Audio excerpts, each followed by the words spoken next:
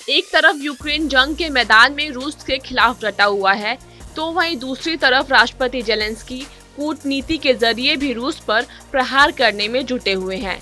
European union में Ukraine की entry पर अब मुहर लग गई है। यूरोपियन यूनियन की सदस्यता देने के लिए मंगलवार को यूरोपियन संसद में वोटिंग की गई। इस दौरान यूक्रेन के पक्ष में 637 वोट पड़े, जबकि 13 वोट उसके विरोध में रहे। इस तरह यूक्रेन की यूरोपियन यूनियन में एंट्री पर मुहर लग गई। ये वोटिंग पूरी तरह से एक तरफा रही। इससे पहले यूक्रेन के राष्ट्रपति जेलेंस्की ने वीडियो कॉन्फ्रेंसिंग के जरिए ईयू की संसद को संबोधित किया। अपने संबोधन में जेलेंस्की बहुत भावुक नजर आए। जेलेंस्की ने जब बच्चों को बचाने की बात कही तो ट्रांसलेटर भी रो पड़ा। इससे कुछ देर भाषण रुका रहा। भाषण के बाद ईयू प्रेसिडेंट के साथ बाकी सभी नेताओं ने खड़े होकर काफी देर तक तालियां बजाई। जेलेंस्की ने अपने भाषण से सभी का दिल जीत लिया। यूरोपीय संसद में जेलेंस्की ने कहा कि खार्किव के सेंट्रल स्क्वायर में हमला एक आतंकवादी हमला था।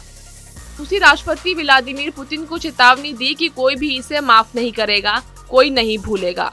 जेलेंस्की ने आगे कहा कि हम अपनी जन्मभूमि की रक्षा के लिए युद्ध लड़ रहे हैं। हमें भी आज़ादी प्यारी है। हालांकि हमारे शहरों को घेर लिया गया है, लेकिन हमारी एकता को ताकत तोड़ नहीं सकती, इसमें सेंध नहीं लगा सकती। याद रखिए, हम यूक्रेन के लोग हैं और मजबूती से खड़े रहेंगे। हम आज भी अपने वजूद की जंग लड़ रहे हैं। आखिर हम भी अपने बच्चों को जिंदा देखना चाहते हैं। हम दुनिया को बता देना चाहते हैं कि आखिर हम किस मिट्टी के बने हैं। जेलेंस्की के भाषण के दौरान पूरे वक्त माहौल बहुत भारी या यूं कहें कि गमगीन रहा। सिर्फ कुछ मौकों पर ही तालियां बजी और लोग तो तब हैरान रह गए जब ट्रांसलेटर रो पड़ा, और ऐसा एक बार नहीं बल्कि 3 बार हुआ।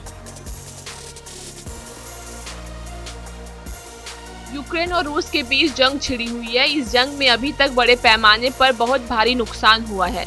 रूस लगातार यूक्रेन के कई शहरों पर बम बरसा रहा है। यूक्रेन के हर तरफ से बर्बादी की तस्वीरें सामने आ रही हैं। यूक्रेन ने दावा किया कि अब तक की लड़ाई में करीब 5300 रूसी सैनिक मारे गए।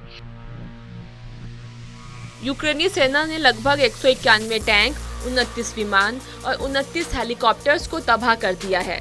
दूसरी तरफ संयुक्त राष्ट्र मानवाधिकार कार्यालय ने यूक्रेन में 94 लोगों की मौत और कम से कम 376 नागरिकों के घायल होने की पुष्टि की है। इधर दुनिया भर के कई देश यूक्रेन को मिलिट्री मदद भेज रहे हैं। रूस ने इन देशों को चेतावनी देते हुए कहा कि इन इक्विपमेंट्स का रूस के खिलाफ इस्तेमाल किया गया तो इन्हें भेजने वाला देश ही जिम्मेदार होगा। इससे पहले भी पुतिन ने नाटो को यूक्रेन का साथ देने पर अंजाम भुगतने की धमकी दी थी। वहीं फिनलैंड और स्वीडन को भी नाटो में शामिल न होने के लिए भी चेतावनी दी है। ये वीडियो आपको कैसी लगी कमेंट सेक्शन में जरूर बताएं। देश और दुनिया की खबरों के लिए सब्सक्राइब करें हमारा डिजिटल प्लेटफॉर्म TV9 भारतवर्ष।